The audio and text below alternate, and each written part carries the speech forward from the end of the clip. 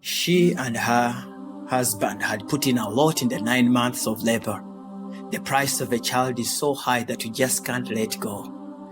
Moses' mother put Miriam to watch what would become of her little brother, and that's how Moses' story began. Maybe you have a similar life story of birth as Moses. God is in the detail of each one of our lives, orchestrating our destiny. He was rescued from water as Pharaoh's daughter went down to swim.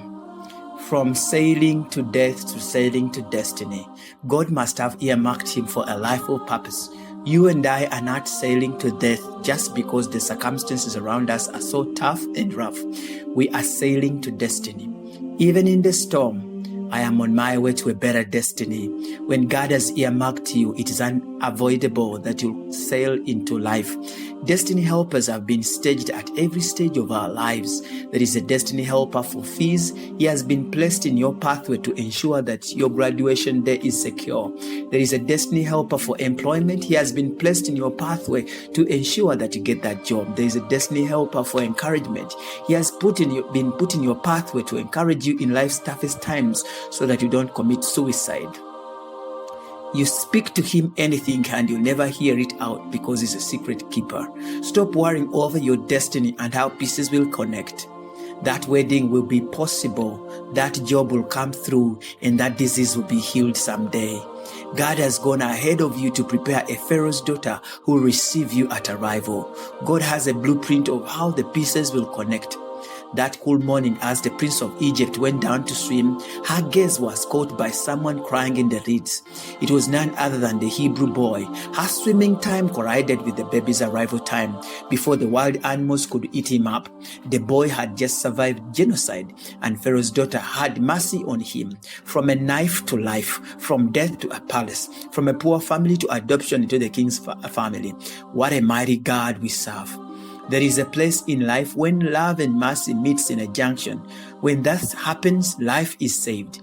Maybe this is going to be true with you, that love and mercy will meet in a junction and your dying hour will be saved.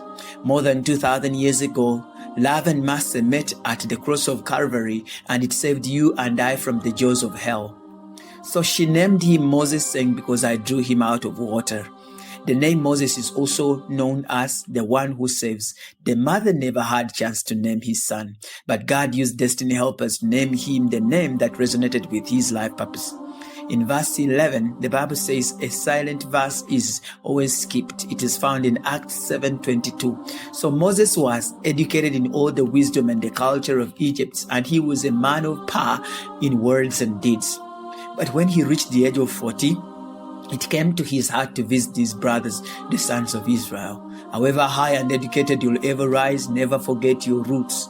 It's been 40 years since Moses settled in Israel, but rumors brought it to him that he was a Jew and went down to meet his brothers.